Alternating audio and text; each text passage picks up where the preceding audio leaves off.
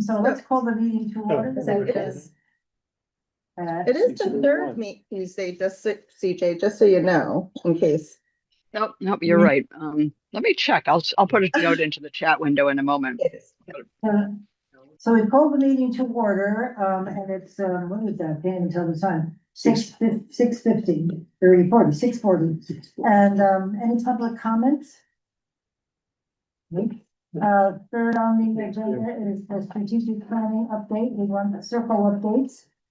Jim, you want to start? Oh, I was gonna say, there wasn't a circle meeting just because this is the month that we generally meet. Right. So I think we were just gonna plan on going quickly through it, so I didn't have any updates. Oh, okay, I think, well, our facilities will be Friday to go to the United Way and, to see what I was chatting about when I went to visit.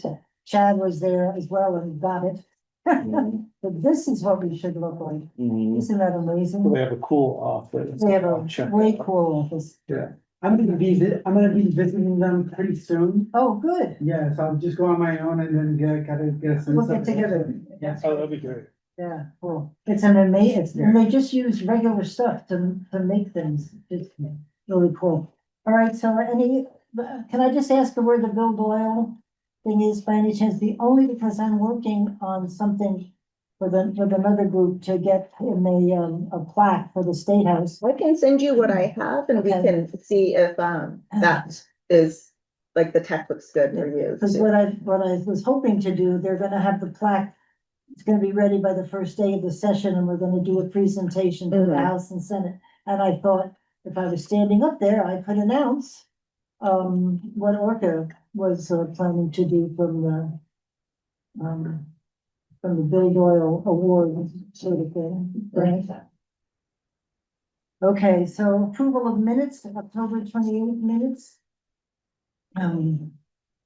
If we can, I love the way you do minutes. If we could have a motion to accept the minutes.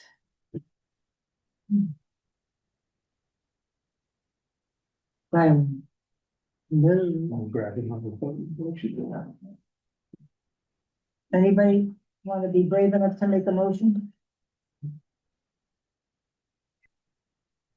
We'll take a few moments of silence. Sorry, I'm still skimming. Okay. Pat, I got a head start, so I'd be happy to make the motion to accept the minutes of October 25. Thank you, Michael, thank you. Do we have a second? We're working on it. CJ will second, but I'm still skimming. But CJ will. Any discussion?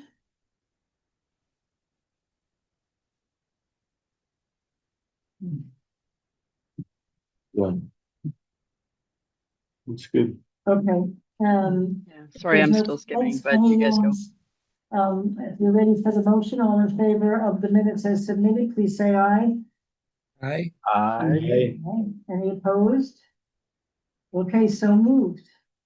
Moving along, financial reports. All right, we got the Jim and CJ. No, CJ. So, for financials, I think there wasn't anything new, to kind of note that everything's kind of going the same. I did want to throw in for the budget, it said version 2, so I did make those changes where, I adjusted the Comcast or the cable revenue to reflect the decreasing trend. So it's, we're looking at a 4% decrease from our last check that we received. So it's gonna be, you'll notice that it's less. So I highlighted in that budget report in the column of 2026, those highlighted ones are where I made some changes. So from the previous budget. And the other part that is, the capital gains, I changed that to just be what we had earned this year, around what we had earned this year. And I cleared out the uncategorized income because I think from the previous meeting, we wanted to see the deficit so that we it was clear of what revenue we need to bring in. So that would be the other bit. And then I did notice there was a formula error in the salary so that it didn't go down to the camera operator. So you'll notice that those have increased a little bit so that we're closer to the 3%. We are planning for a 3% increase. And so those are the only bits that I had for the budget and I think the financials. Oh, one note was we did finally get a bill from the auditors. So you'll see that the auditor has a list of 5,000, it's progressive. So we're probably going to have another invoice from the auditor when it's completed. So she had presented the draft, so it made sense that we got a bill. And what do we owe her anything, from that draft? And she gave us, we were talking about things we had to do and, No, I think we were just waiting, there weren't any other documents that we needed to provide. She just made those recommendations and we were gonna do what we were gonna do about them. And then I think it was going through their system or their internal work to finalize it. So there wasn't anything we needed to present because I don't think we made any changes or we had Everything just went real quiet. oh, can you hear us? So, Testing. hello? CJ, can you hear us? No. Hello, Dave, Did we lose I was like, internet? And Michael, can you hear us? Dave? oh, Dave looks frozen. We lost I think we may have internet about an frozen. hour ago.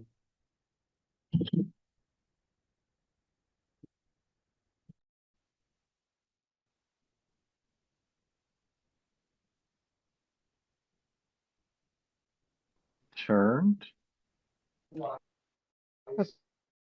Okay. Yeah, I sent my text. Hi, can you guys hear Jen. us? We're back. I'm showing that yeah, Good your to have you microphone, back. your microphone was showing like red, like it wasn't on. Yeah. It So may have now been as simple as that. we did lose internet, so we got locked. It did disconnect. Okay, But now we're back. So all back. Yep. Yeah. It was a fun opportunity for us because we could see that it was your connection because there were Oh. three of us that were good in talking to each other. So Oh, that's cool. Yeah. There you go. yeah. So if you Well, have a send group of me- people. Oh, sorry. So that's why I texted you because I knew that you wouldn't be able to see anything that we were saying in the chat. Carlos, if you need, and we're on 62 Ridge is the network that we're on. So when we Okay, lost so- connections, Okay, okay. I asked Jen, there is a laundry list of things I thought that we had said we were going to look at from the audit. And I'd like to make sure that we keep on track with what we have to do in response to her audit. And I don't know if there's stuff in the minutes, but, I want to make sure we do that. It's important. So I have I also included it in the Google Drive, but not necessarily in the packet. I have a list, the audit list. So it's got a list of the things that they want us to do, and I try to put some timeframes of, I think some of the policies will be a little bit longer doing, like some of the reports are done and they're easy enough Okay. to generate. But I think some of the policies I try to put in a when it should be completed, when it might be reviewed by the policy circle, and then when it might be Okay, good. like the board meeting. Okay, so that's I've been- in the Google Docs? Yes, in our, in the, Double fisting. in the Google Drive. So I Okay, can, so I'll do that. Thanks. I didn't. Yeah.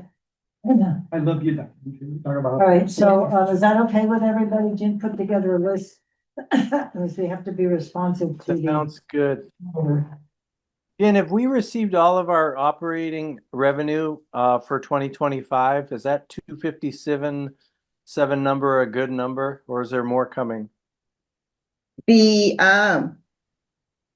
257 number. So we did just receive the Comcast check, but the Comcast check is for the previous 3 months. So like the year end doesn't quite close out till I think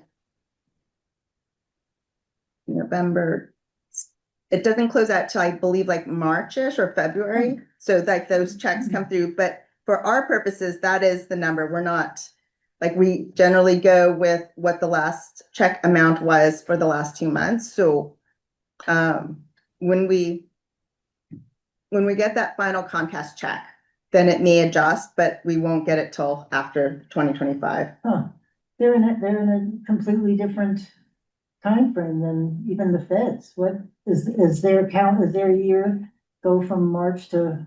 Well, they pay every 3 months. We get a quarterly Oh, payment, so it's, For the previous 3. yeah. Oh, strange. So do you expect with that we'll hit that 297 once all 12 months are added up? No, we will be under for the actual. So I think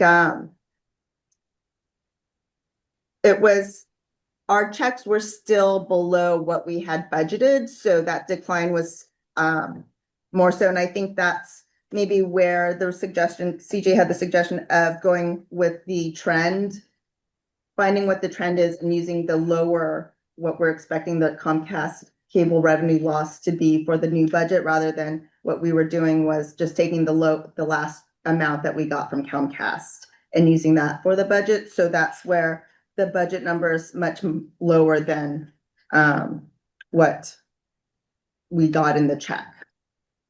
So 25 will shake out somewhere between 257 and 297. And you figured out sort of the rate of bleed to get that 262 going forward. Does that capture it? Yes, but I'm just making sure that I'm looking at the 260 number that you just said. Yes. Yeah, And- going forward, the 26 number is 262. Yes, it's a good estimate. What I did was I looked at the trend line and it was like 4%. It was a 4% decrease, and I used that number to go for the whole year. I guess theoretically, what I could do for the next time, if you want, is take that trend for each payment that we get. So if we, we're looking at a 4% decrease for the payment that we get in March, and then do another 4% decrease against that payment to get the new amount for, so I could do it even further. I just kind of, use that one and times it by 12, but I could break it out per payment and look at each check having a decrease. And so, and if we do, I'm good with your method. I was just Oh, checking to see if I understood. okay, it's still an estimate. So if we wanted to be a little bit more precise in our estimating, we could go a little bit further, But the revenue is going to be going down, is it not? Because they're just not getting the customers that they used to have, right? yes. And the revenue, I think, was always kind of planned on going down, but it is, I think, the check that we're supposed to be getting from the state does cover that loss. Oh, okay. So in a way, I see what the state's gonna do to bail folks out. But so the amount, like, we're expecting a check for about 81,000, so it does kind of cover the loss. Oh, okay. 81. Oh, yeah, there it is. Okay, good. Well, because I really do think they understand the benefits of the public access. I don't think that's in doubt anymore. I don't know why. I just got that feeling from them that they get it. All right. Okay, so, Do we need to approve or didn't do anything else to get to I know we've got the meat of the meeting upcoming, right?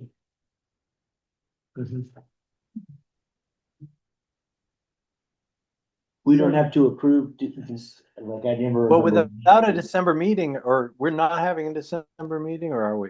We are. we are. Okay, great. So this is a preview of a coming attractions. Does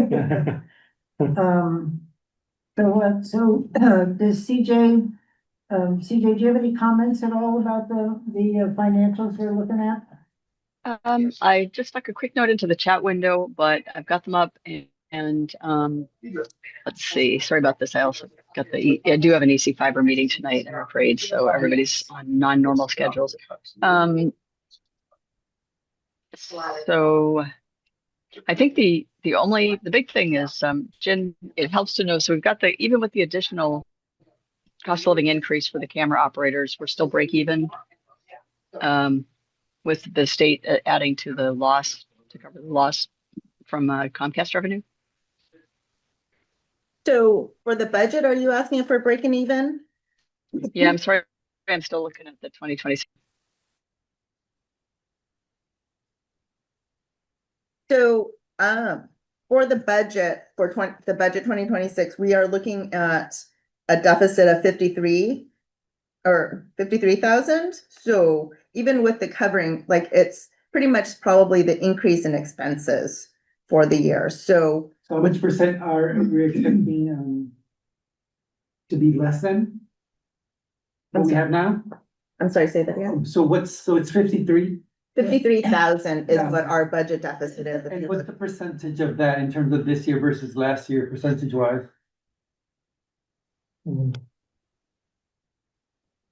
Percentage of, Of the total, let's say, the trend, right? So 53,000 less, right, than last year.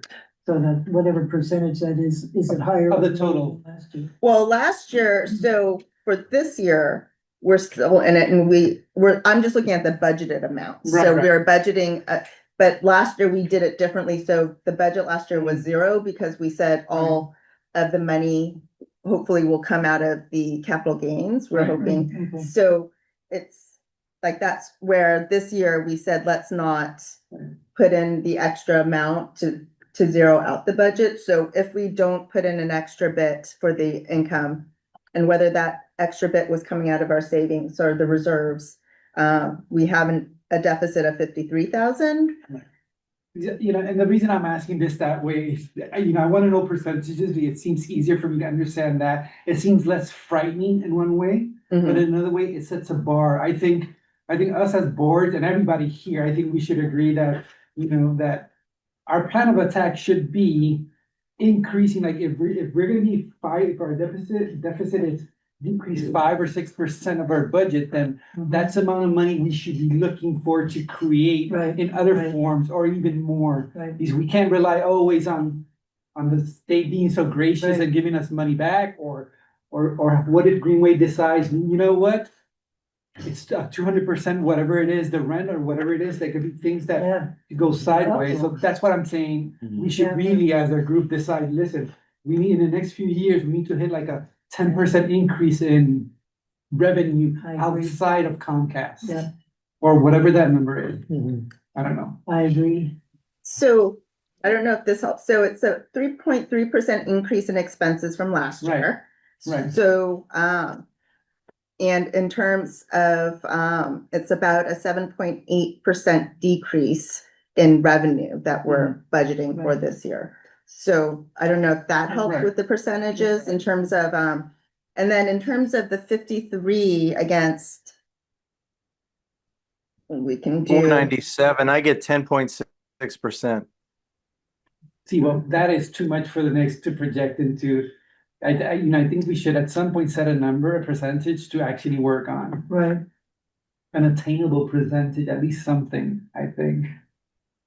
Can we guesstimate what our investments would earn in a year? I'd be nowhere near the 50 probably, but Right.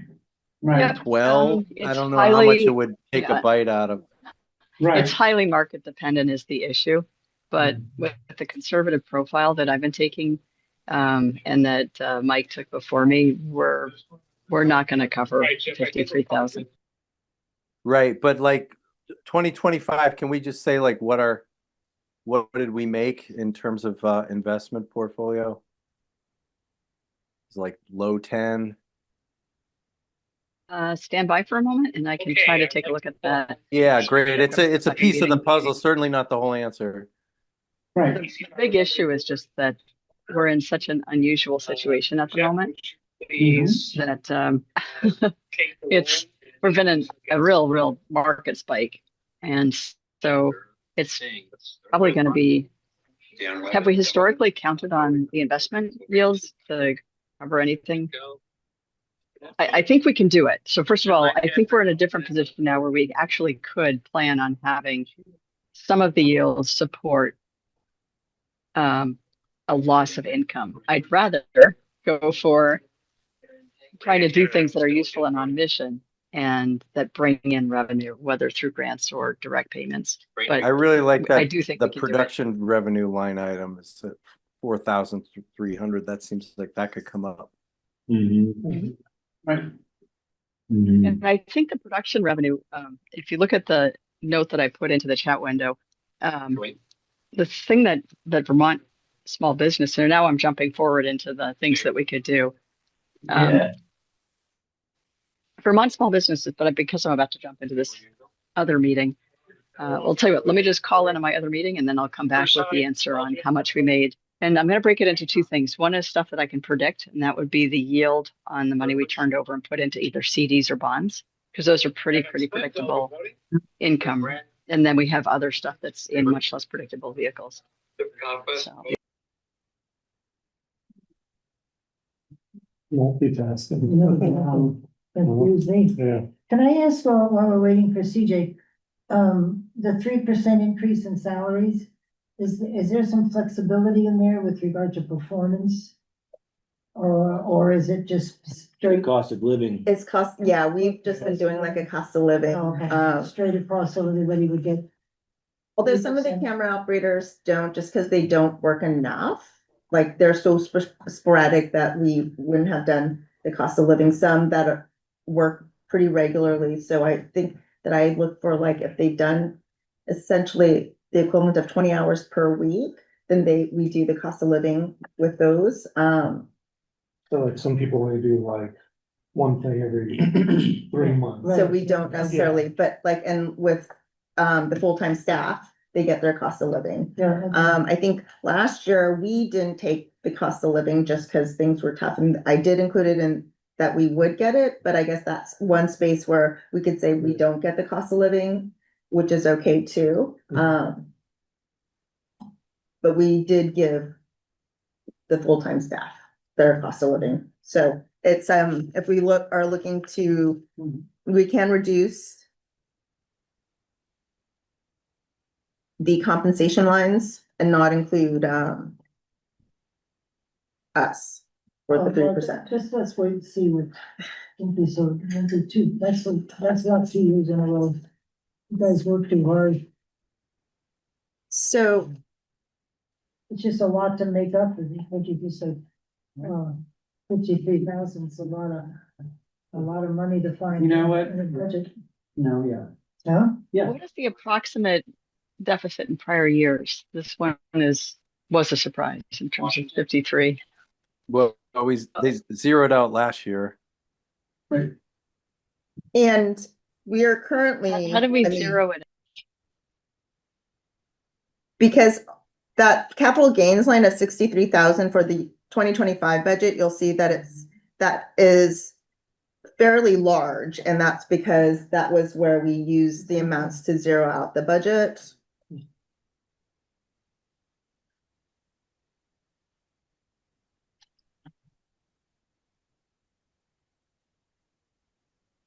Sorry, here's where I'm confused.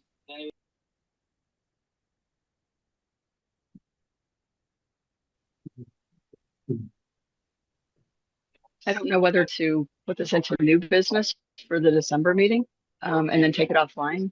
But I think I think that the change from the audit, which is beneficial, means that I'm maybe the board's a little behind the. I'm sorry, CJ, what did you say? A little behind what?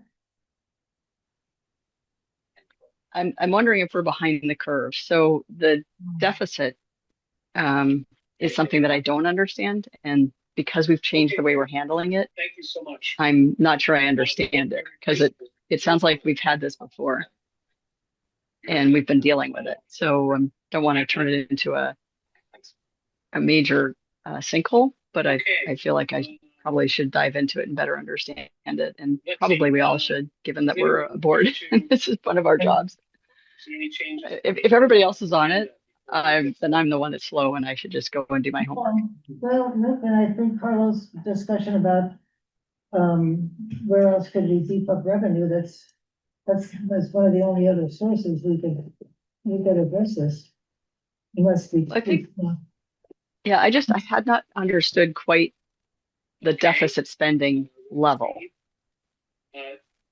So Jen just said we're in a $53,000 projected deficit, or was that 2025? I'm gonna address that in a bit. Yes, and it's primarily because, I had a letter, before, like, the capital gains amount was, like, that 63 is much higher than what we really could just do as part of our portfolio, so it expects us pulling from reserves is where that amount comes into play. So generally what I've done is whatever the deficit would be, I just flipped it back into the capital gains line is where I just added it to it.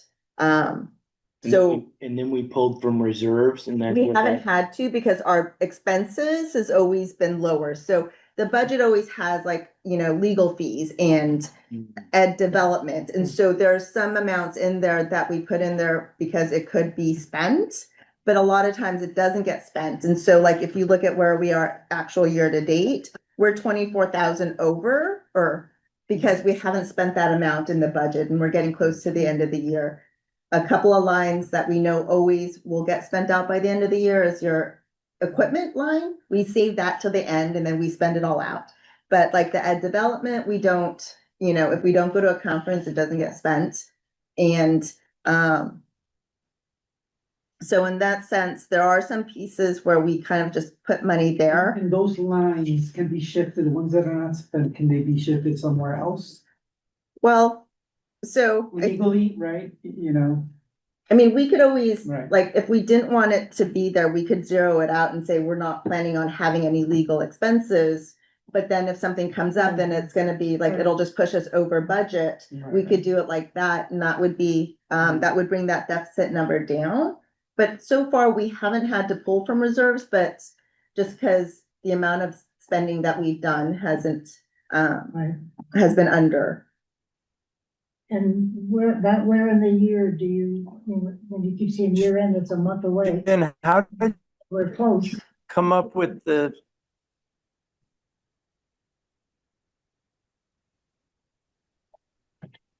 Jen, I'm wondering how you came up with that 46,000 for capital gains this year. Is that potentially an underestimate, or how did you come up with that number? So it was what it was as of, what it was as of November or end of October. So right now we're at 48. For the capital gains, and that is what the Ed Jones is showing. So I went a little bit lower just to be on the safe side. So that's where I grabbed that number, and it isn't, it's not based on any of the number, like, percentages within our Ed Jones. It was just, this is what we've done so far in Ed Jones. And I said, okay, well, maybe minus a couple thousand and just plop that in there.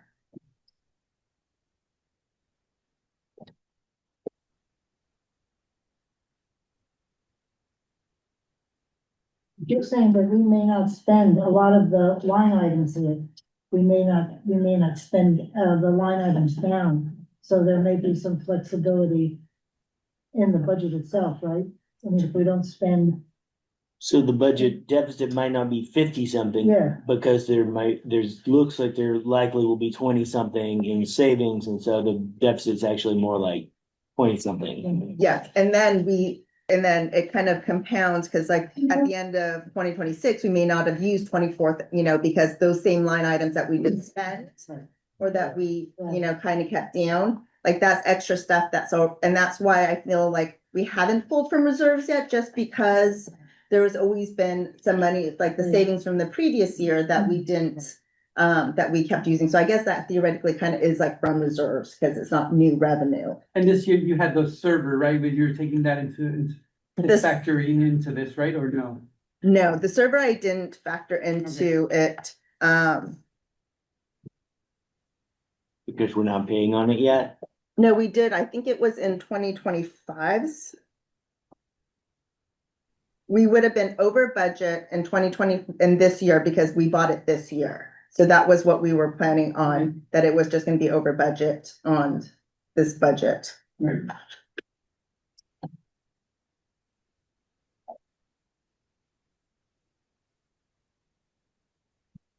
Okay. Um.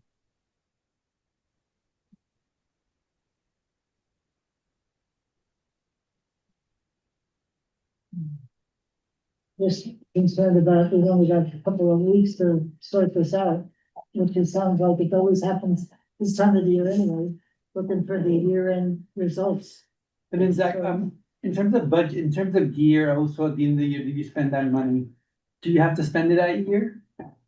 Yeah, we have. You have like, to, Yeah, use it. Yeah. you have to zero it out that Yeah. every year. That's what we try to do. We, just because, I mean, theoretically, we don't lose it just because it's just, it's money saved for the organization, so we could not spend it. But I think we always need gear and we always need replacement gear, so it's not really one of those where if there's money in the budget for us to use, there's always gear that we could buy. So it's not like we're buying frivolous, like, Yeah. so I feel like that's one line where it is, we try to be as Accurate and precise. and strategic about, if we're getting, Right. so. So are there any other comments or about the financials? I believe we should approve them. So we need a motion to approve the financials.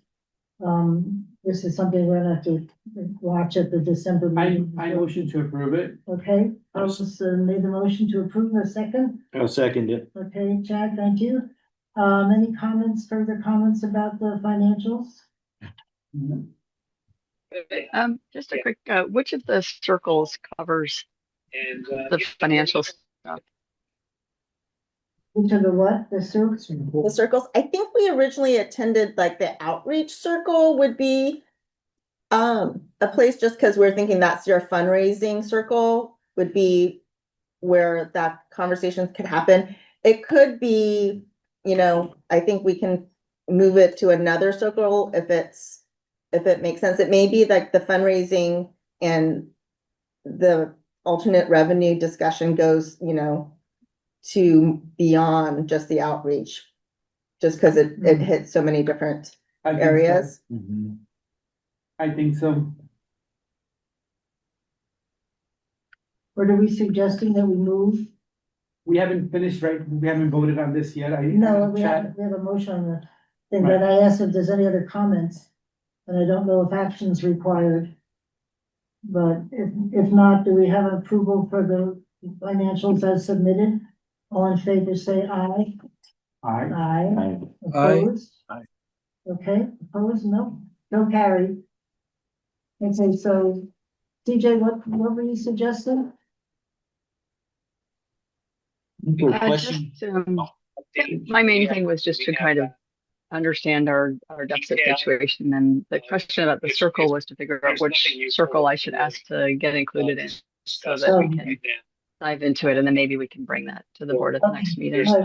I just feel like I should know this better than I do. Sorry, everybody. Is that the part that you're wanting to talk about? So it sounds like when you were answering it, you were talking about fundraising. And I think that, correct me if I'm wrong, CJ, you're more wanting to get a handle on the budget itself, that situation, right? And not like the fundraising strategy. So is it something that could be pulled into operations? What circle is CJ? What? I forget the names of the different circles. I think CJ was part of the outreach, but CJ, I feel like the question that you have is more of like a sit down conversation with me so that I could walk you through essentially the formula of how the budget was filled out, and not so much, and maybe that can answer your question of how it was done in the past and how it's being done now, so that you can see where that deficit, because the deficit always was there. Right. It just was covered, like adjusted in a different way. Exactly. I think this is related to the audit. I'm going to be away for about 5 minutes here. Sorry, guys. Okay. Right, so moving along, we're gonna do the co-directors reports. So I think, you know, there wasn't too much. I think we were gonna just go through it real quick in terms of, It's been like 3 weeks. hopefully, if, Mhm. you know, if you had any questions about the co-director's report, we're happy to answer. But outside of that, it's, you know, it was pretty much Halloween because it's been a month. And, we're still waiting for the van check. But outside of that, I think if there's any question, I would say, you know, just so that we could keep moving. Well, you said the Halloween thing was really a success. Yeah, A lot of people? a lot of people, despite the weather. I put Halloween, it was great. That's what I wrote. Went well. Oh, Waiting for the van check.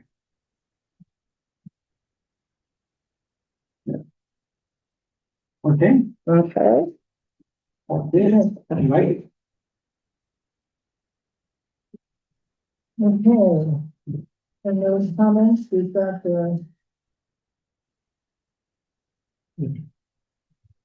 I had one question about the president of the United States' war on anybody who has an open mind or liberal policy of any kind. Is there any danger of our ORCA looking like part of the ED of whatever it is that he's trying to cut funding for? He's cutting off money from I know. programs, not just Medicaid and other things, but also individual programs because they're teaching something that he thinks is too liberal. And I just didn't know how ORCA stands in that field. Well, we don't get federal funds. Well, we were getting state funds, I thought you said. Yes, so we are getting state funds. That check has been cut for 2025. So the new legislation, legislative season's coming up and we're in the budget just because we're just part of the base budget. So I think we are just, you know, we're just waiting to see what the governor puts out, but we do have a request in there. And it goes in with the Secretary of State's office. I haven't heard anything from any legislators or anything. Yeah. I honestly think they see the value of the public access stations because while they're campaigning and stuff, they take advantage of it. So I don't know, we Okay. certainly should keep a watch on that. I don't know what he's planning. I thought it was mostly PBS was his focus, Mhm. right? And we are. So the finances thank you. that are here in the report, you guys, is that reflective of what we just talked about? Or is Yeah. it a little different? So yeah, that description is just so that you had it in writing. Do you get To- $12,000 from the youth lab? That's great. Is that? No, so- What is that? The bank balance. Yeah, the youth lab was when Christopher left, that money became ORCA's and I'd waited for the audit to be done before transferring any of that money back into the ORCA accounts. So it just had been sitting there. And how things had fallen out was like the Comcast check came in the beginning part of November and our bank balance was low and I didn't want to pull from reserves from Ed Jones. And so once she gave us the okay to take that money out of the youth documentary lab account, she said it was, there wasn't any problem of doing that. Cool. I did shift it over. So Oh, I just see. to kind of make it clear, like Okay. to show the transparency in the transaction was, we did move it over to cover our payroll.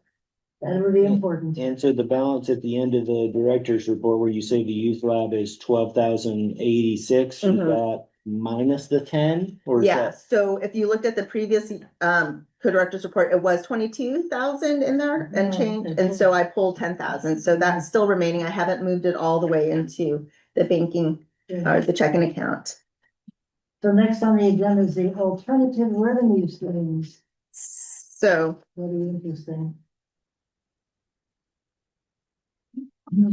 Yeah.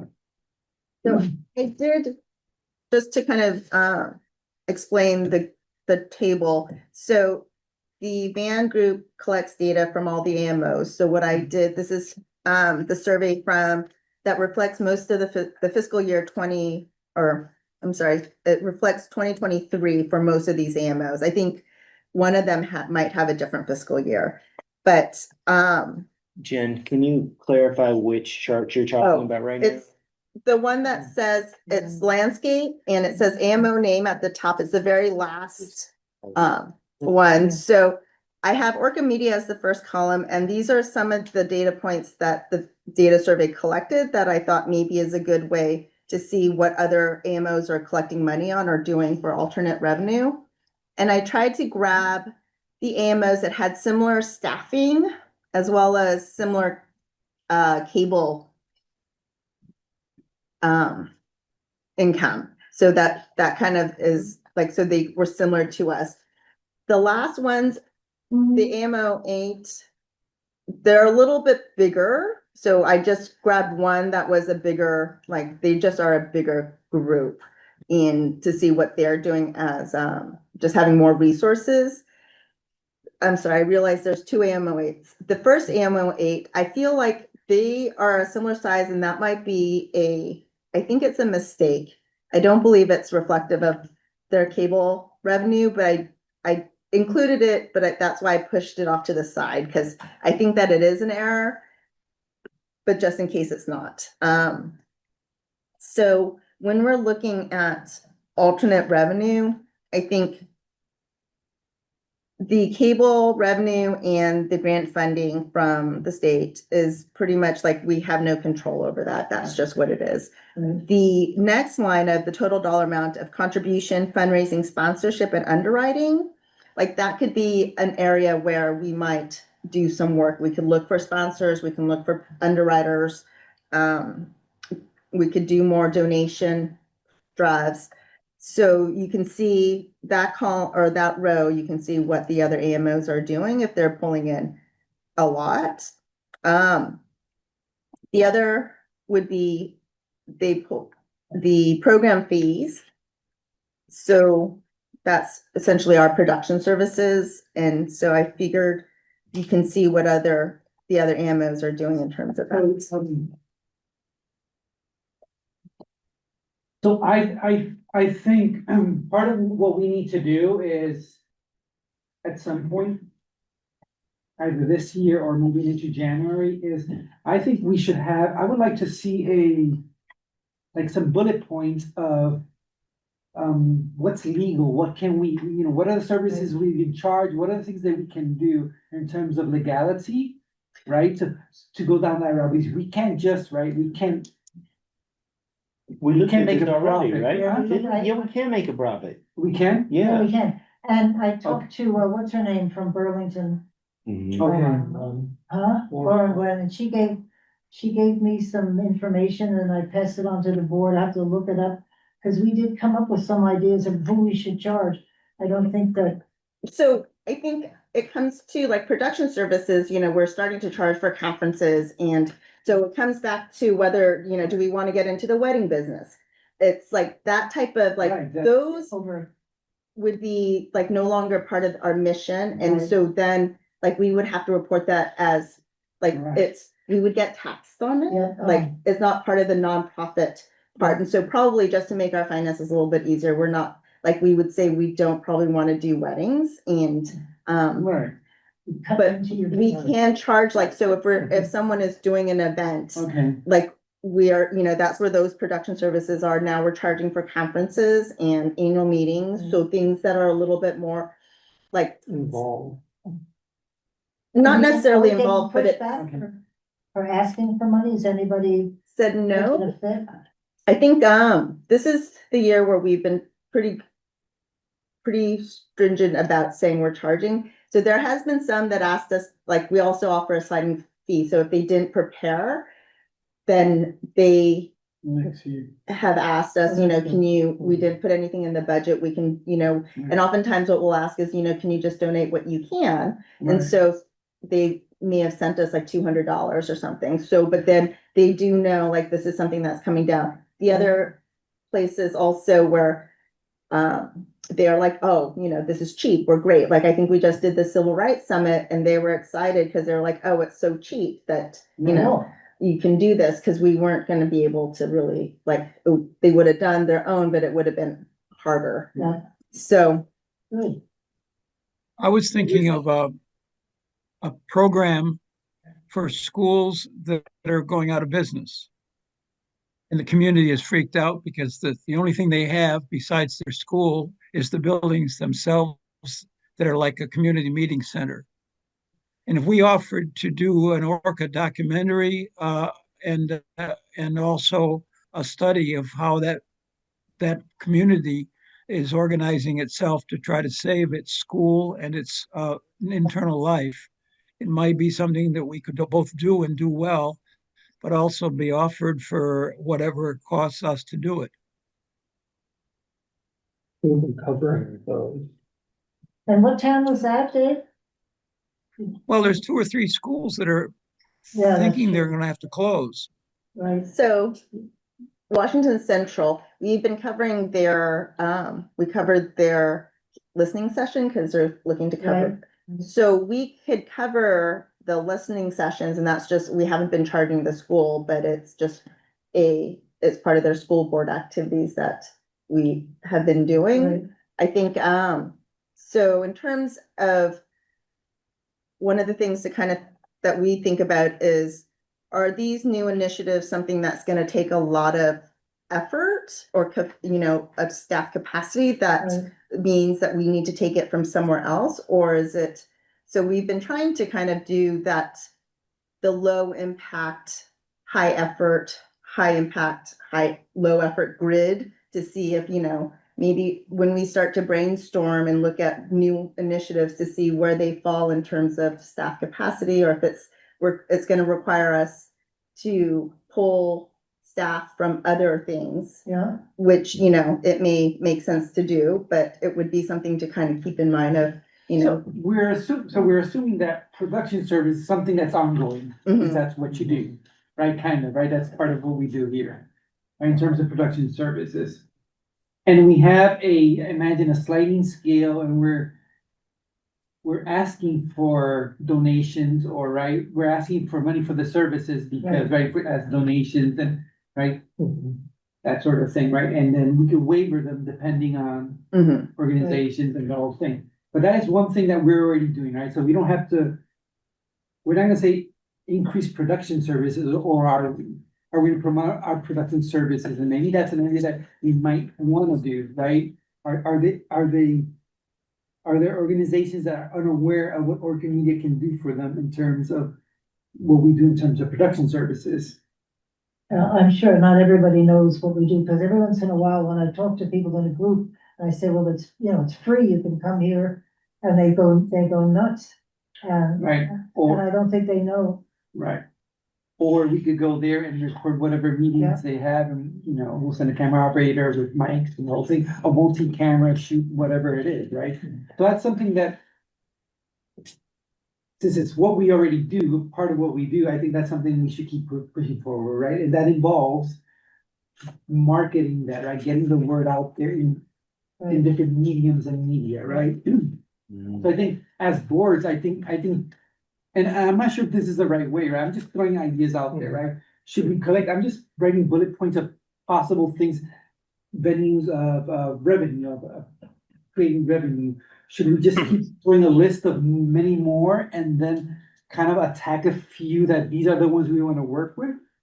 That's a question for everybody. Well, picking up on that, Carlos, Jen, on your spreadsheet, AM07 looks like a very similar size to us. And if I'm reading it right, they're getting $100,000 from the municipalities they serve. See, I feel like that might be an error. So that's where it's a little bit of the data survey is, we're getting information from them, but some of the information the numbers may not be necessarily correct. So I'll also double check that. But that strikes you as very high as well. Yes. Yeah. Are we allowed to go on the town meeting ballots? Yes. So do we do that? We haven't, I think we are getting. Have tried one year. Oh, And did that come back as an, like, what was the I feedback from don't the? even think we got the signatures. I think we just bandied about as an idea Oh, to get really? on a few of the town ballots we serve. Yeah, because if we're allowed to do that, and you can even join with others and do a one ballot and cover like 4 or 5 organizations if they want to join with us. Right. Yeah, that's Yeah. one way. I was assuming they were charging for like, you know, select board meetings, covering select board meetings. They But you can do- get on the ballot and get on the list of organizations. That's a great, and you know what, I mean, my town, I swear, I don't think they've never turned anybody down. They just don't. A lot of the towns do that. They What town just. is that? I wanna move there. It's Berlin. Berlin. You just, whatever you got on, that's good. Just go down there. There's a few of us that say no, but we get overridden by everybody else. Well, I'm curious I about. think you got to get AMO1 a certain number of signatures by mid-January or something to get Yeah, on the yeah, March we ballot. were thinking about doing this. We'd have to move into high gear. Yeah, I would quick, totally be opposed to it. I think it would be dead in the water. You don't think There's people- no one's gonna vote for anything, passing anything money wise. Look at, Right. the Career Center just got voted down. Well, that was It's- a big, People are not, yeah, I would be shocked at anything that sounds like a tax increase passing. I think the small items that are in that list of for nonprofits, you know, it's It's 1,000. like 1,000, yeah. They're like What's that? small That big buck- Stagecoach and Council on the Aging and those kind of. Yeah, right, they vote yes. Those small, okay. But And there may be $5,000.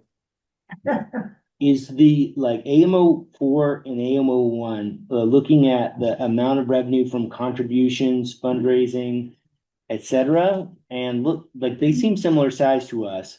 And contributions from fundraising and sponsorships and stuff for AMO1 is 27,000. So I think those are correct, and I think AMO4 is 41, and they are, this year also, looking at their data, was also high, so that's where, like, that bucket of contribution, fundraising, sponsorship, underwriting, that seems like somewhere where that could be somewhere that we could try to expand on, because we Mhm. don't do anything about sponsorships or getting underwriters.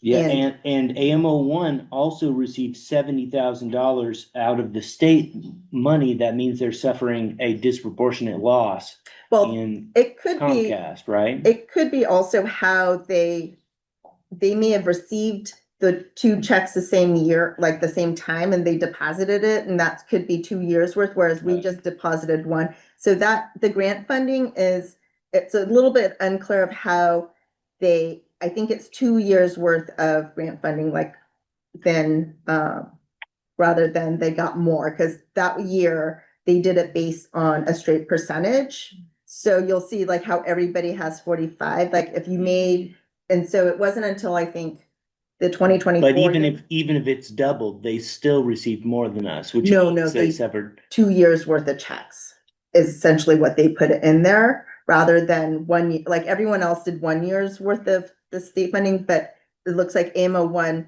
deposited the previous year's state But check. even if it's like 2 years of checks, then that would be what, half of 70, right? No, because it could have been 45 and 25. Oh, okay. Now I'm, okay. Sorry, I didn't do well at math. in That's school. okay. No, because, they chunked it differently each year. So this year, 2020, Oh, but let's not get bogged down in okay. that. My main point is what we need to be talking to AMO1 and saying, how are you fundraising? So that's what, I think I have down to reach out to them about, like, so I think I reached out to AMO4 because they were doing a lot of grant work and they were doing a lot of contribution fundraising as well as their program fees. So, so that's where also, Yeah. Have you guys Same. ever done any fundraising or fundraising? Well, hold on, so. And AMO1 is located, do we know regions? so I wrote it down just because this is a public meeting and I didn't know, I didn't feel You comfortable. anonymized it. Yeah. So, Okay. but I had that information, so I can That's reach fine. out to them to say, hey, what are you doing? And it could be, if they're getting most of it through sponsorship rather than like contributions or underwriting, like it's helpful Right. to kind of differentiate Exactly. between those. Yeah, absolutely.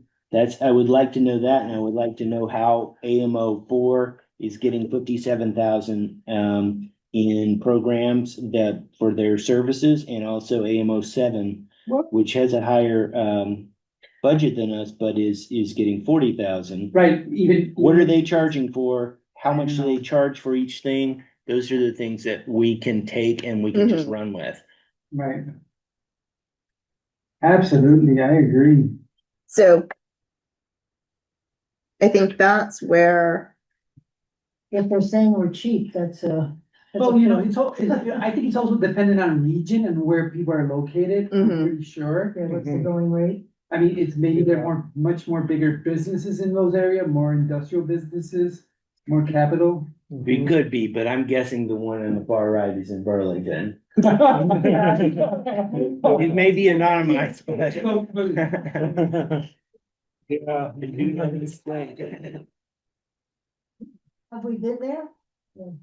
so, Yeah, I mean, that's what we need to find out to be able to take next steps. Right. What are they charging for? And if we can find out tiers. Yeah, Right. well, do they have it posted on their website? They probably should if they're I public. think they sent us one, but they didn't want it public. Oh, really? Listen, I have. I think a conversation that you two can have with confidential and talk about, hey, can we talk about these things? We're struggling on this side. We want to see what we can do over here.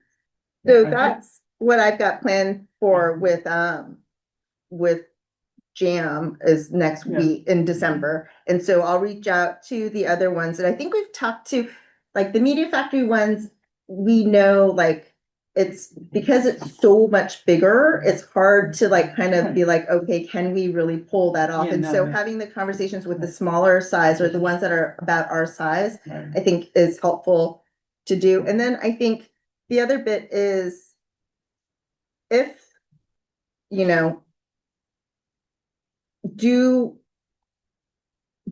if we go down the sponsorship route or the underwriting, that's a lot of like interacting with different groups of people. And is that something that you would want us, the staff, to do? Or is that something that the board would want to take on of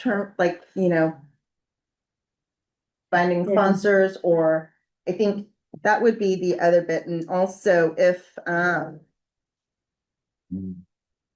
That's what I was saying last meeting is that, and it may have been after we finished, is that I think Carlos, you mentioned something similar to this, is that I would rather take the money if we're getting extra out of the Edward Jones or something like that, and rather than bailing out the boat like we're doing, using it to make up for a loss, I think we need to invest that into a person who's going to find sponsors. Yeah. Even if they do it part-time, I think it'll be a benefit. That's what I would think. So we do have a little bit in the salary budget for a sponsor. So if you know of anyone that is like you, that would be good as a part-time sponsor person, would be something like within your circles and your groups, if you know of resources of people who could do that, I think that would be helpful to give us some names so we could reach out and say, hey, it's like it's a contract deal, like maybe 5 hours a week. So I think we could try to pull that together, especially if it's something part-time. And what are you able to offer sponsors? What kind of recognition are we able to give? Because I think people always ask how many viewers, and you don't know here. Well, we have the website, so we could get some numbers from that's the stations, right? Not the people. We only can tell how many stations have picked up our. Yeah, so I was thinking more of like, in terms of our reach, like the numbers we have are from our online views. So we could say, hey, if we do this, this is, and it could be also like, for maybe we get a couple of underwriters for the municipal meetings. Right. So maybe that's something we could ask each of the municipals if they have some groups that, you know, might want to sponsor or underwrite Oh, that'd their be meetings. Good idea. Yeah, you added it at the beginning. Think of it like a BBS show. Say what the show is, then it says this program is brought to you by the underwriting from these sponsors. Mhm. Or if we don't have time to do that because we're just jamming a live stream on, then you could put a Right. banner at the bottom. Mhm. And that said, you know, the thing is that once, like, for example, your show, if we get shows that start getting picked up Mhm. further down the line, like if we teach people to produce shows, and these are great shows that other people that could go outside our network, Mhm. then, you know, then we have more pull in terms of underwriters and other things, right? So it all works in tandem. All this is working. And the other Right. benefit is that it doesn't go away. You're talking about something that then goes up on the internet. Right. So anytime Yeah. anyone looks up that show, Right. anytime anyone looks Right. up that meeting, it's kind of Right. your underwriting is gonna be there. It's not a Oh, one-time broadcast. Correct, and so parallel, so with what we're doing here right now, I have to emphasize, like, bringing back our educational program, and for example, Zach, and with Sean, like, preparing like, workshops for, you know, to bring people in to teach them how to produce shows, like, come up with something creative idea, so kind of get people involved, even kids, to produce shows, I think is the way to go. I remember back in the day, I remember Rick's show. I mean, I love Rick's show. Like the TV, the movie, it was the critique show. Talking about movies. Yeah, talking about movies. That was a pretty good show. Oh, right. It was well done. It was nicely done, I think. Mhm. So, you know, and what I'm trying to say here is that we need to start promoting more of that and and I know it's hard, but try to get more people to start producing things here. And in order to do that, I think we have to provide some workshops for that and kind of try to pull people in here. I was just talking to a nonprofit in Massachusetts that they're film focused and they have actually found a tremendous revenue stream from partnering and doing after school programs. So that like students go after at the end of the school day, come over and like do something related to that. I don't know if it's something that we thought about, but and then the funding either comes from the school and or from the parents, but they found that parents Interesting. shell out money to do that and that schools will then often give some money to subsidize students whose parents cannot Nice. pay. But I know that there's like, at least at the middle school, there's like Right. 2 or 3 programs per session, and Right. it's impossible to get into them. We like Right. every single time it's a fight. And you like only a certain number of kids get into any of the after school programs. Mhm. Mhm. I mean, that would be another sort of thing. It's easy enough for us to say here. It's like another sort of thing. Oh, if we want to do that, that would be exploring it and budgeting. Also, would need to be a staff person or Yeah. more to manage. I think, especially with kids, I think with the policy that we have, it's like, we just want to be like, there's always 2 adults per Right. group of kids. And so like a lot of times, I think we've talked about after school programs. We did like the homeschooling and like the summer program, that's a ton of staff, like, and to kind of manage and monitor them. So that's where it'd be one of those is that a high effort, high impact, or is it going to be high effort but low impact? So Right. that it's one of those where we would have to kind of look, especially with kids and making and Right. keeping them. But I think we have talked about the after school program, and I think, so we had the Montpelier High School, they're doing, their filmmaking club is meeting here, so we did try to get, we've been saying, you know, have your groups meet here so that at least, you know, you're around and you might get inspired to do something, and we're hoping, but I think sometimes with the filmmaking, because it's such a long process, that we don't see a lot of content right away, so Right. trying to shift it to the TV side is really what we're trying to kind of do so that we get some more immediate content, whereas Right. I think that's somewhere that we not necessarily struggle, but it's hard to do, trying to get that content. Absolutely. And we're I think working with meeting with Randolph Tech, because Samuel, Yeah. the teacher there, was a camera operator for us during the summer. So we're trying to coordinate with them and see if we can do some shows and work with them. So hopefully getting them to It's do the some. British show to get here, right? Yeah. Yeah, that. So, and I That's might, really- we might talk to the Career Center, Central Vermont Career Center, and see if they're We don't do digital TV over there, I'm sorry. people. And so then it But was, we do film. I mean, there's actually I have a group of students who's working on their independent project, and it's gonna be a TV show. mhm. So depending on how that comes along, yes, I'll provide that, and I could connect them here with. you. Yeah, and if they want to come and do, Right. if they have some other, like maybe not necessarily for school, but if they Right. wanted to do some, I think we had briefly like a music video group, like, come through, and it's like, if they have some notions that they can come and use the Right. studio too, and Right. it could be maybe their teacher pushes them to say, hey, go make that show. Right. I'm curious, Zach, we talked about as far as the facilities thing before, how we could refurnish studio space, and I'm wondering if a space that felt and looked more like we both had sort of the same idea of make it look more like a podcast set could be something that's the sort of thing that people see, they're engaging with, is I can make one of those and it's fast. It's a fast turnaround and you see it online all the time. Yeah. I wonder if it could draw some more people in. Just because people come in, I don't know, the desk is in here still, but that big desk is like, there's like a certain sort of show that the space, it's like, oh, that's what this is. It's like a Right. talking show, which, I mean, I don't know. Like my mom watches. Yeah. Well, yeah, I'm on. Yeah, I hear what you're saying. Yeah, but- It's not the sort of thing that's going to inspire their That's creativity. the LGBTQ Right. thing. Yeah, theirs is more news. So Yeah. I guess that's where, if we would love to get more ideas about how to bring in more and different groups of people. And so if it is, that podcast, or if it's like,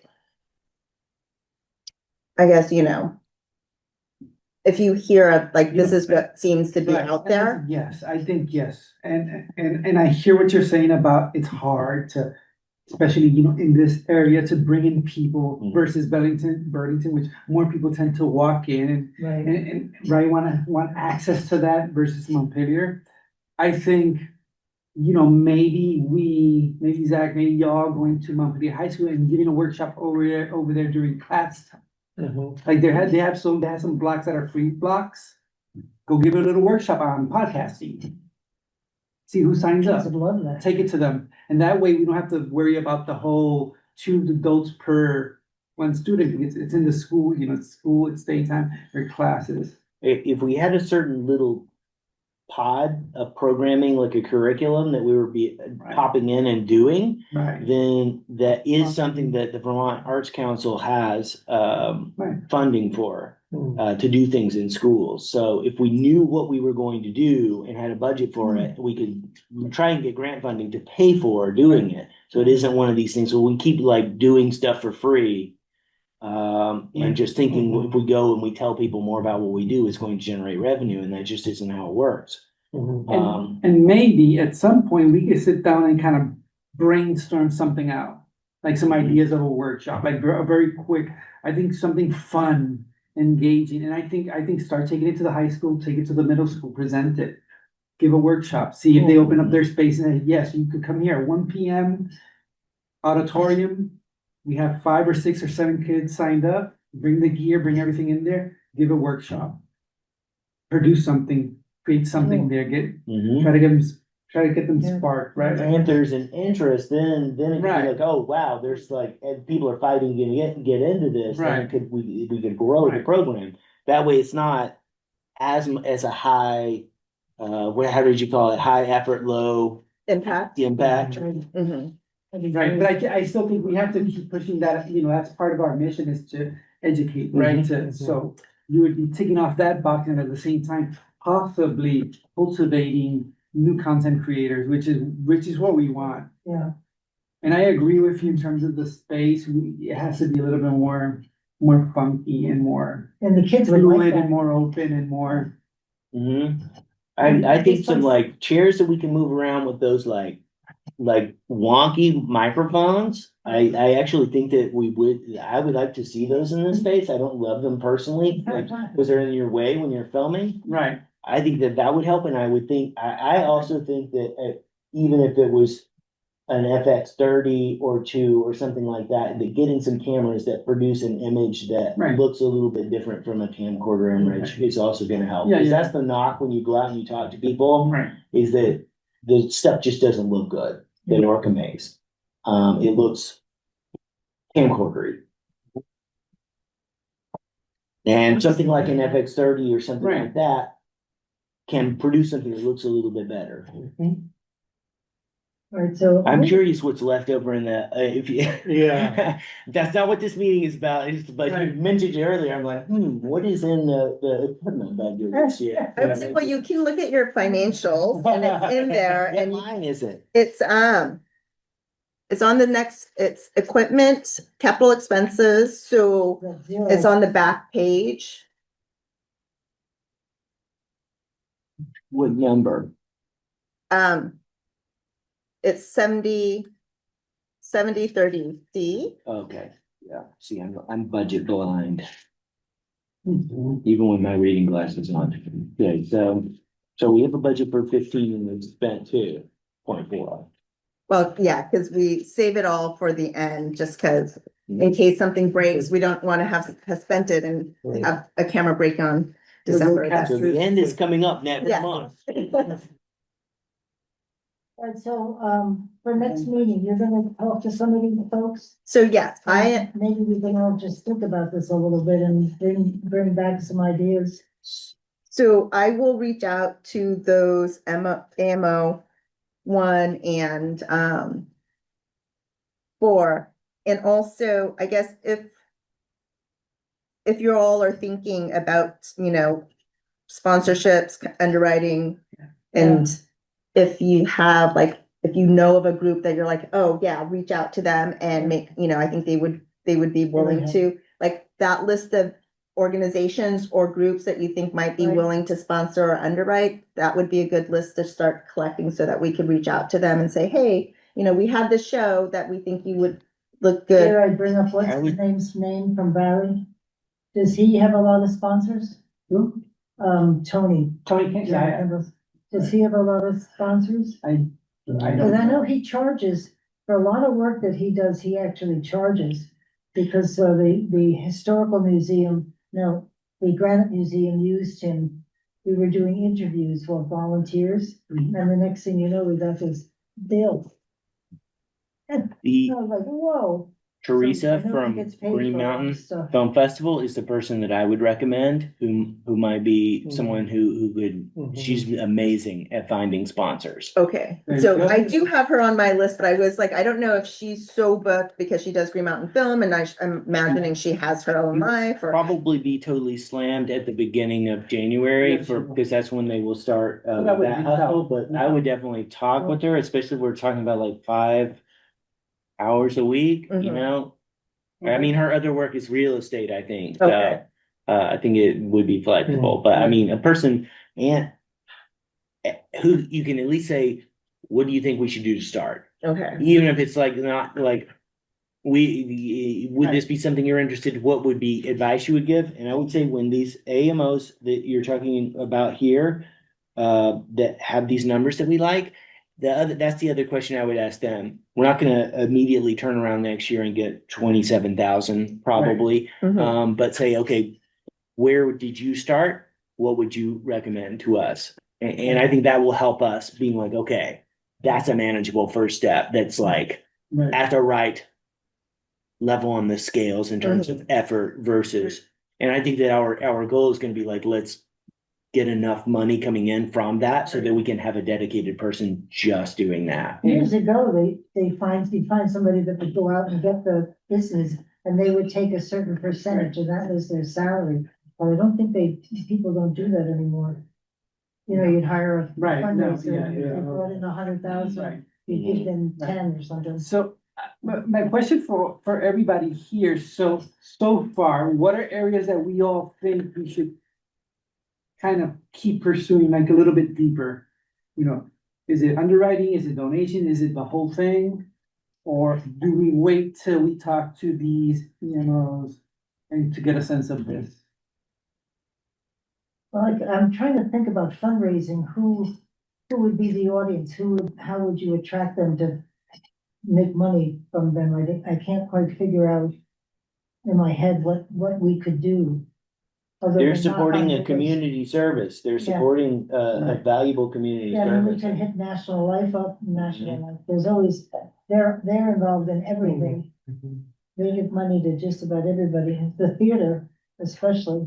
Practical tips on how to do the fundraising, practical dollar amounts are, if you're charging for something, what are you charging for it? How much are you charging for it? Let's write that down and then let's think about where can we charge for this same thing.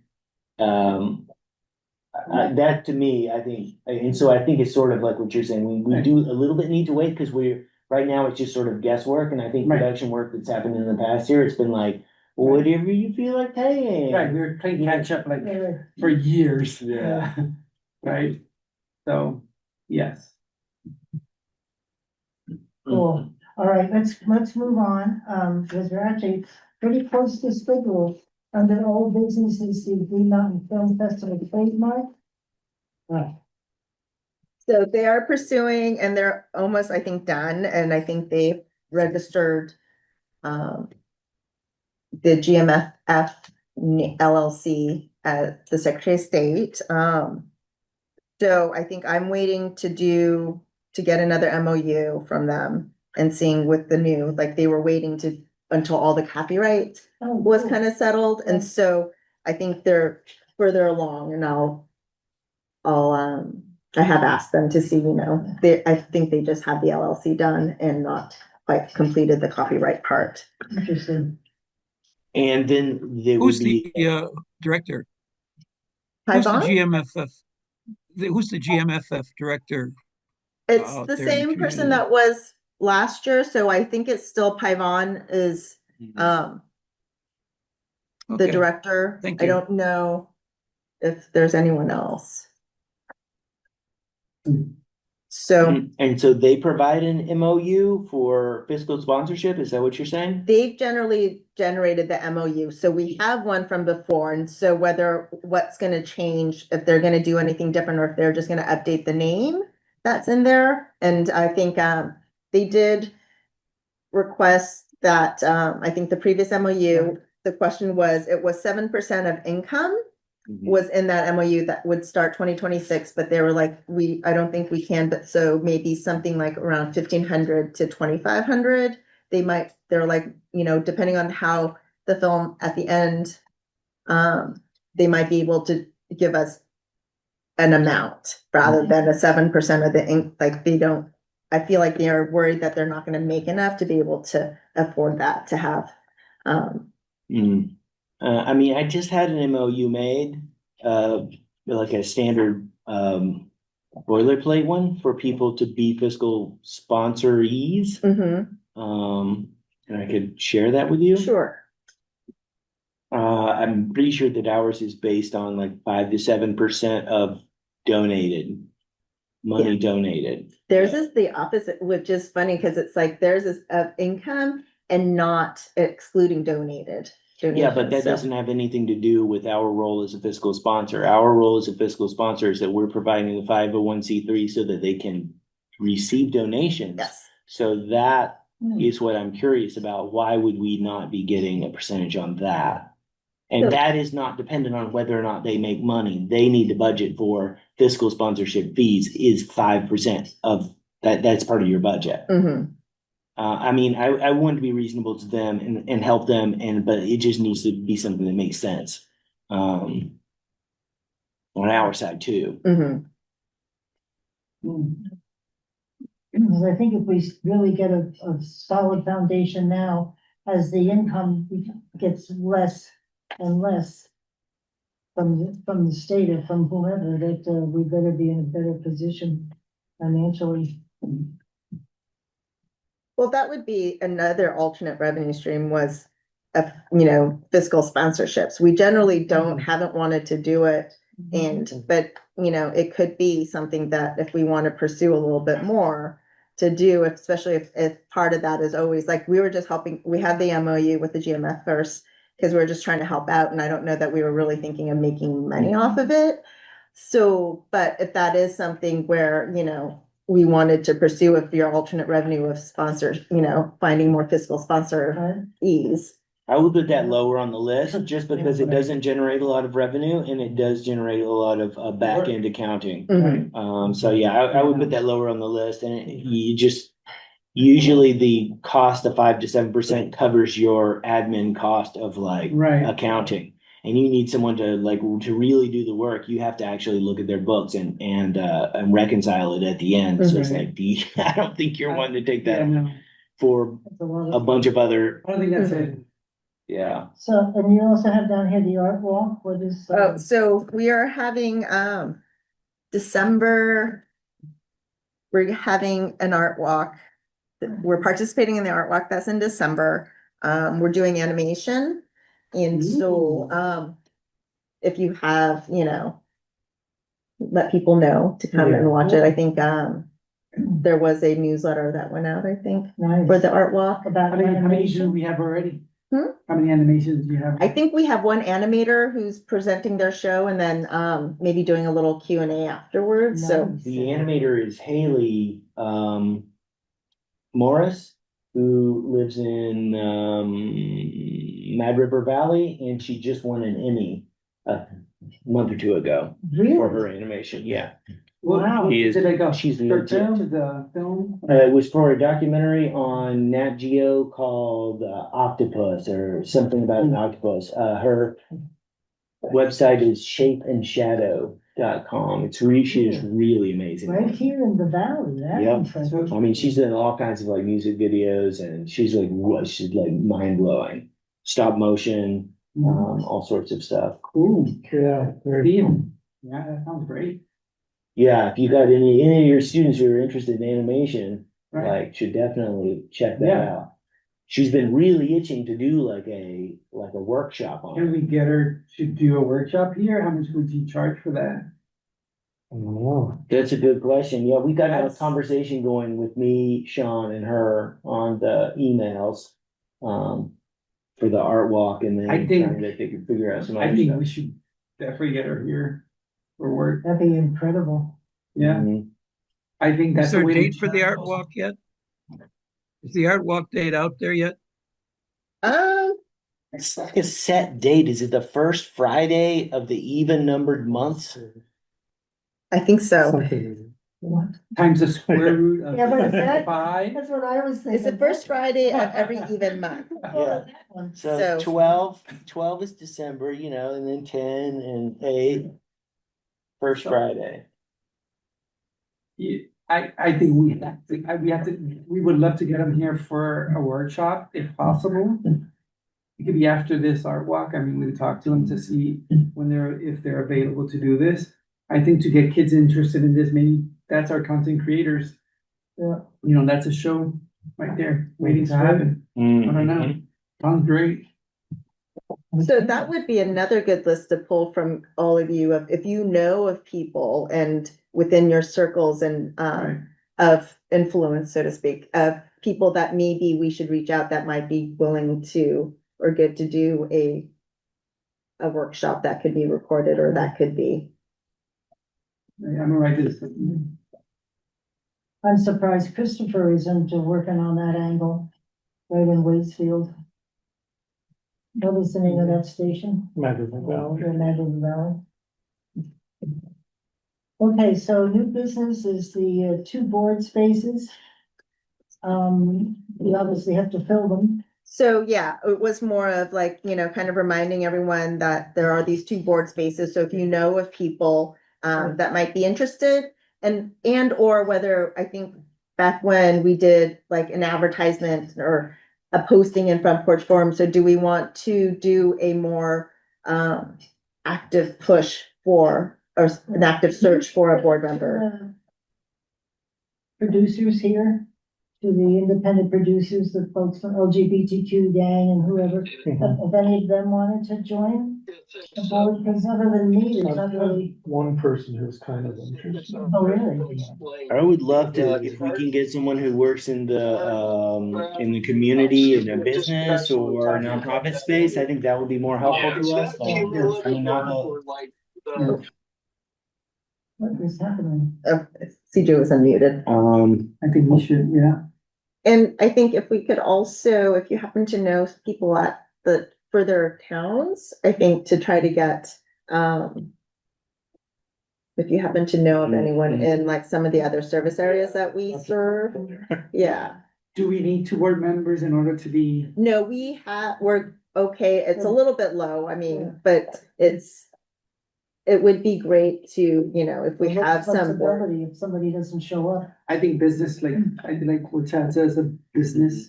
So Or it might be nonprofit worth area. like talking to people at one of the Montpelier Live meetings, the business meeting, being like, hey, we would love, you know, we want to be more involved in the community and would like some, you know, I know that's just in Montpelier, but, you know, see if someone will be interested. Maybe they, you know, wanting some fresh ideas of how we can work with the community more. Right.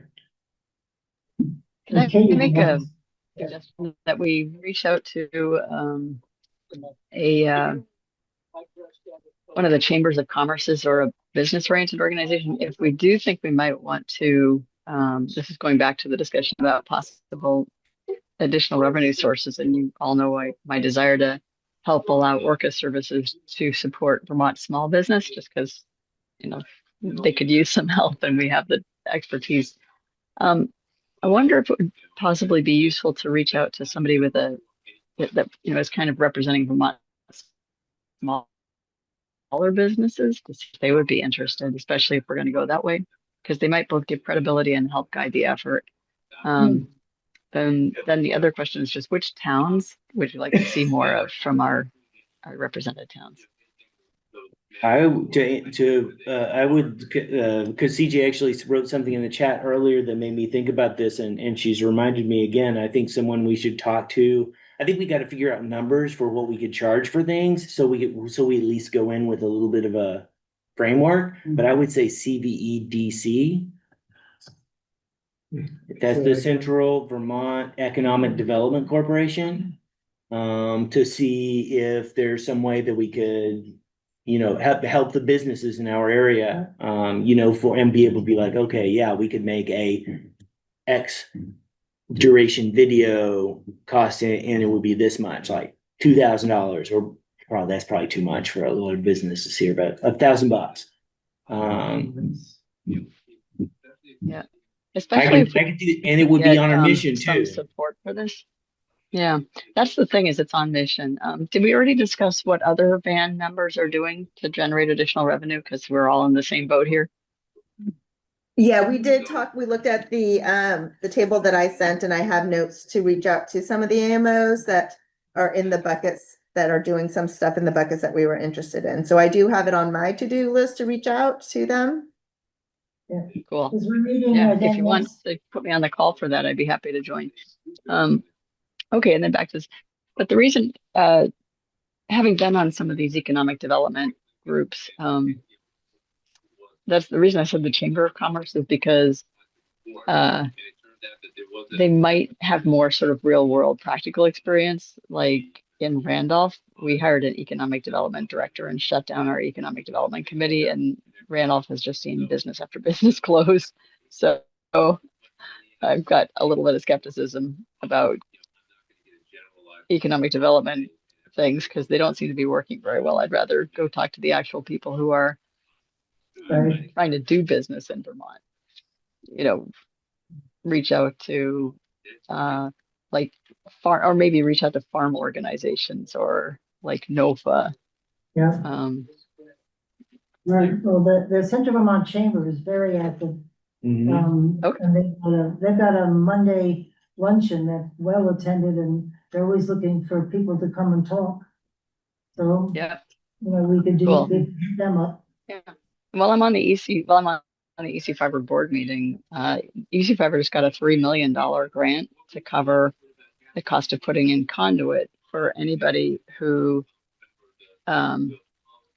is sorry about this.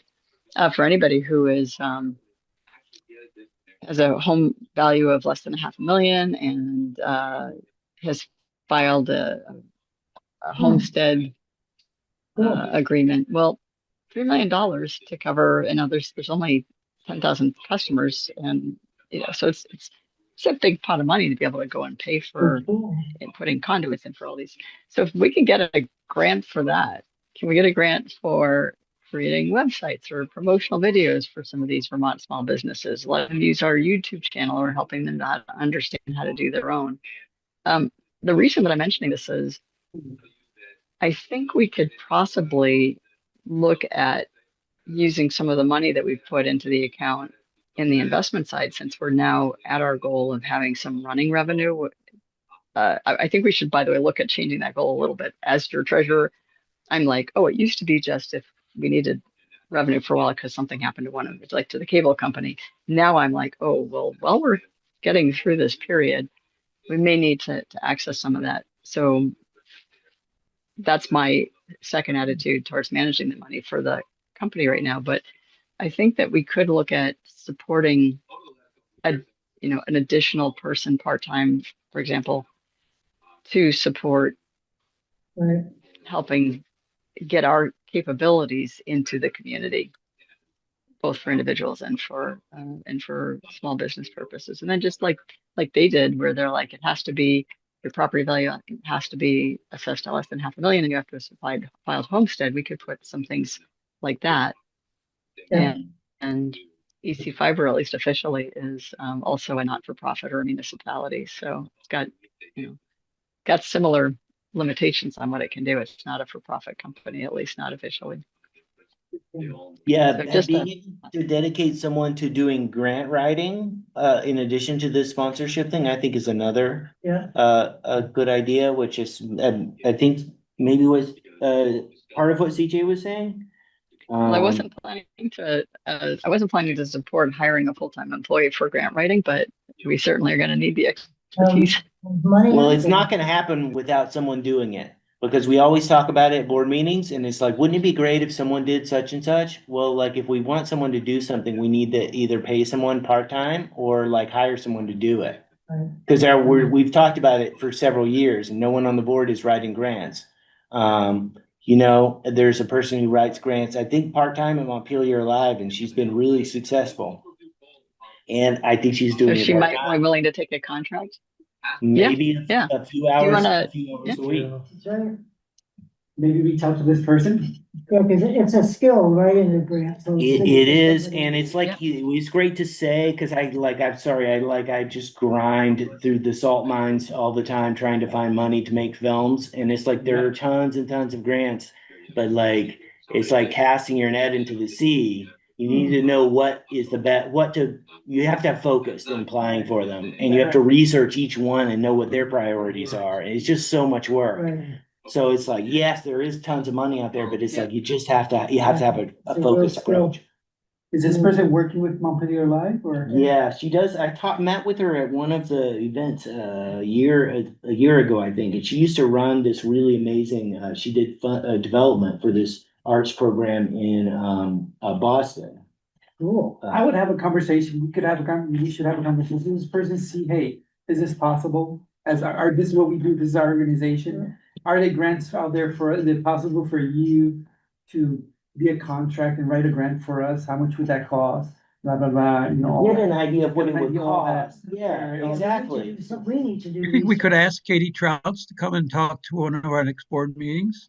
Yeah. About Montpelier Live, what kind of connection we could have with all the work that she's trying to do. We work closely with Katie. Well, more than Katie, we're talking about the grant writer. I don't know who this person, what their name is, but yes, I think the grant writer more, Well, I think when we were doing interviews with businesses here in town before Christmas, they were thrilled.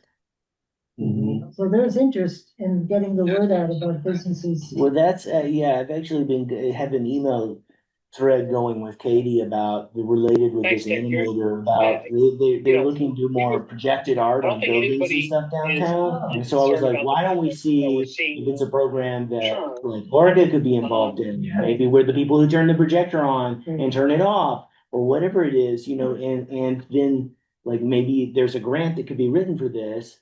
And they have a grant writer. Yeah, right. And it's like dedicate a certain portion to ORCA and we would be able to do some labor or something Yeah. like that. But yeah, I think that's an excellent point about working more with Montpelier Alive. Yeah. Well, she's amazing. But I would love to even like the same sort of thing, you know, ask her advice. which- Which is about The grant writers. What? Go ahead, CJ. Which committees, oh, I'm sorry, which committees are dealing with encouraging the growth of Vermont small business? Because I'm wondering whether it would make sense. I help to advocate. Oh, excuse me for a second. You've already answered. I don't know if she's, I think She's she's not- talking to She's the other. switched to the other Yeah. She's on her other meeting. So, Well, we have a small business association here in Vermont. And they've been very active. They were certainly active during the flood okay. to help them. So I captured this, it's there about the grant writer. Yeah, and I can find her name. That's okay, I could reach out to Montpelier Lives grant writer, Hmm. question mark, I put it as a question mark. I think one more thing that we should try, Zach, if we, let's prepare like maybe a survey. And ship it to the high school, to Montpelier High School and middle school, and see if students would be interested in taking a YouTube workshop, how to create a YouTube channel. And I could give that workshop. Mm. And another workshop is, you know, and within this, and I can help you design that Google form and the director could share with all the students and they can go in and mark, yes, I'm interested, and this is what I would talk about, you know, this is what I want to do, you know, whatever it is, we could create that Google form for them. So we get a sense if there's any interest. And then the other one, because Ondina, my daughter spends, if she can spend her time watching another person on YouTube talking about a video game and seeing them navigate a video game, she does that all the I time, do a that lot. too. A lot of kids, excuse me? I do that too. I think we talked about trying to get them in, because we had someone come and do one video, they were doing Right. something, but we're like, you know, if we could get them to come in to do that and play video games and we could record it and we got like Well- the software to do it, we don't have the video game. But Well, but you know, we could, that part, you know, they would bring the video games, that part, you know, but we could give a workshop on how to produce a whole show. And the show could be, part of the show could be managing the challenge, right? From point A to point B, but the other parts could be to critique, to do an overview of the new, I don't know, Doomsday One. I don't know, whatever it is, right? To sit down and talk about the game. While we're seeing the game on the screen, they're talking about the game itself, the graphics and the whole thing. You know, that could be one thing, you know, just that we show them how to produce a whole little show that way. That's one. In terms of generating content, we could get that workshop, right? And then the other one would be podcasting is another one. I think that's the other bit, is how do we frame it so that it's easier to, it's better to do it here versus there in their house, in their couch, and you know, like that's, I think what's so hard is like to actually motivate to get up in here to do it versus like going out and just being like, oh, I want to sit and Right, but what I would say is, what I would start off with is building that community. You know, I think it's about if we understand, if through these Google Forms, we understand if there's an interest for kids, oh, I would like to do that, to learn how to do that, a group of kids. Once we get them in here, at least once, a group of that community, and it's about that workshop and fostering that and making sure that they all have a great time producing it here, that they will want to come next time and do it here again for that experience alone. And I know I work with teenagers. I know. I think it is because like we always hope that with after this, like the summer program, like they seemed so excited and they loved it and they had such a good time. And we're like, okay, come back, you know, come do this. And they just don't, it's like, it's so hard to figure out what is the best way to get them to come back, Well- even though we had like a week long of like, not cuddles, but like such good times that everyone was like so gung ho, but then they Right. never come back One- except for next summer. I think we need a couch in here for kids to just sit down and hang out. That's one. We have The cushions. couch. Two, I think we you could- need, I think we also need deadlines and spotlights. Once in the summer thing, what I would have done is, okay, we've already produced this one. This is going out. This is our screening time. I've already opened up the space for next week and you put it into schedule. Next week, where there's another show that you have to produce, like get them, put in the time crunch, Mhm. the responsibility. Hey, it's up to you. This space is open. This is your space. I need you to come and produce another show. I don't know. So my idea comes right off that idea. I would like to see like 6 kids, maybe for one school, introduced to the studio and told they're going to have a video we're going to make of them in 5 minutes for 5 minutes, and that they'll be the product, and they'll be able to decide whether it's going to be a news thing or a talk or something they're going to do, sitting in a chair being photographed. And then we make the film for them, and they can actually go and show it to other kids or their families, saying my introduction to doing a media thing. And I think it would be a great use of our space. And I think a lot of kids would want to do it. I would say the value add for having someone for a podcasting, the challenge is you can make a podcast anywhere. The thing is that the trend right now for podcasts is that they all need to be recorded. Podcasts are very much on YouTube Yes. now. So this is why I keep talking about having chairs that looks like a podcast space, Right. is that you can film it and it works for our shows. Mhm. And then it would also look like a podcast. I have several people who've asked me, it's like, oh, we'd love to make a podcast somewhere. And I'm like, hey, why don't you come make it at ORCA? And they're like, it doesn't like look like a podcast there.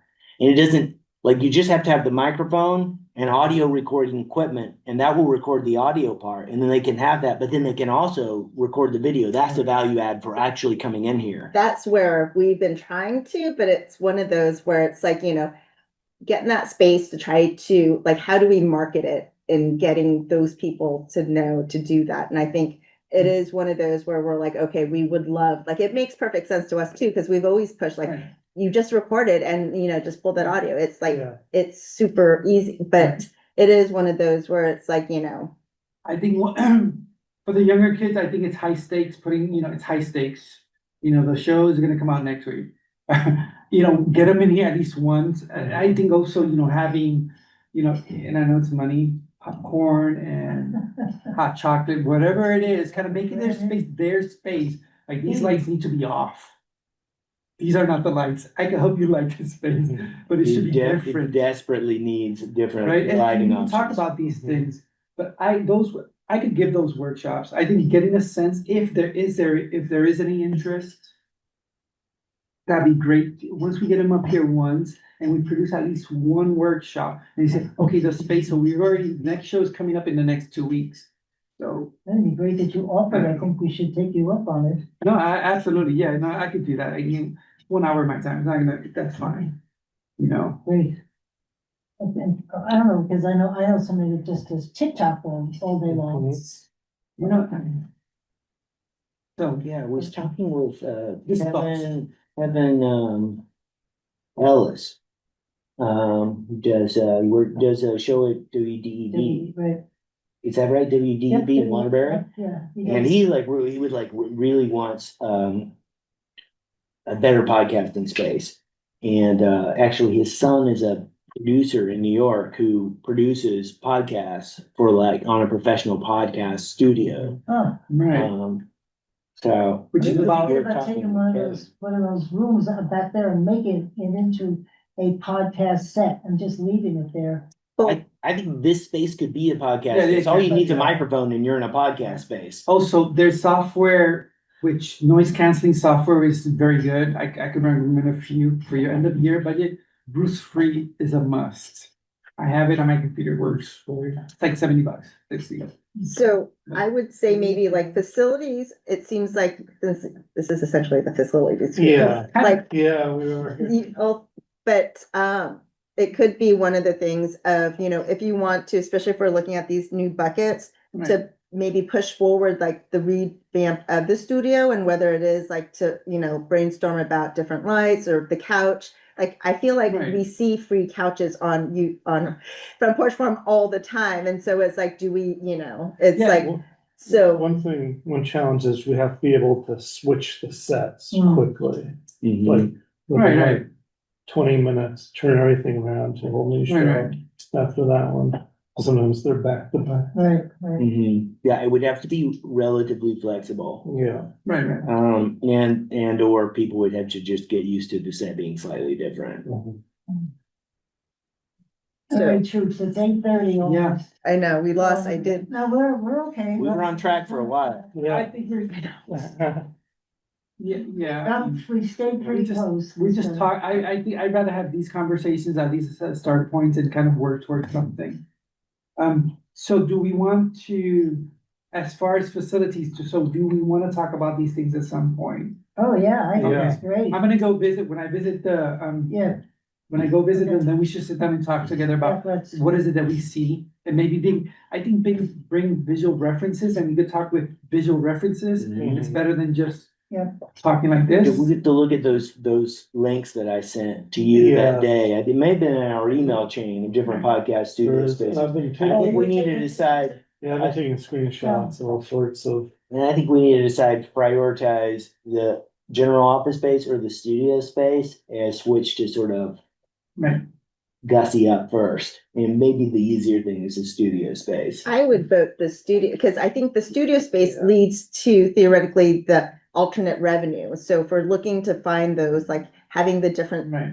people versus like the edit station and like the editing, like that tends to be not as many. Right. So I guess that's where it seems like if we're focusing on that alternate revenue, then you're It'd gonna. be cheaper and faster over here, over there. It needs like a serious, rethinking. yes, it Plus, does. there's like a ferocious beast There's over there. there's so much space that's just like being so Well, underutilized. I think what a Yeah. difference that we have that extra space. Yeah. This is pretty good here, except I hear that there's something I hear humming somewhere. Yeah, I it's, think it's that's the the heater.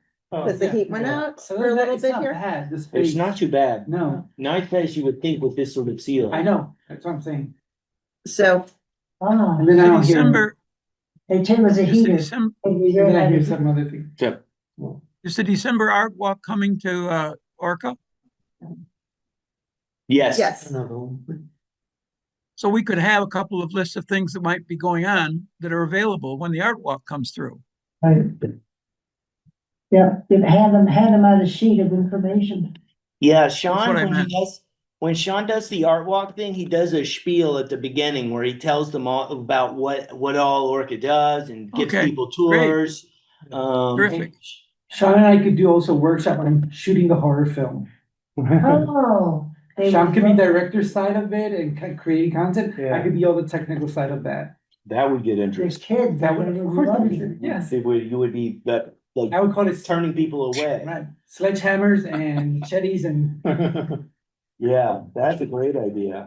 seriously, and if Sean is, I don't know if Sean could pass the time, between Sean and I, we could put that together. Like That is cool. Sounds Yeah. good. All right, folks. all right, Anything else? If not, I'm So- gonna. just reminding everyone, next meeting, we're still having a December meeting. And it is December 16th. It was in our meeting minutes, but I Yeah. just wanted to remind everyone, December 16th. It's it's the third Tuesday rather than the fourth, and it's 6:30. Oh, So- thank you. Okay. In the camera. So let's adjourn the meeting at 8:30, right? 8:30. On money. Yeah. Thank you all. Nice to have See you. one where we dive into the Happy substance. Thanksgiving, everybody. Yeah. seriously. Bye.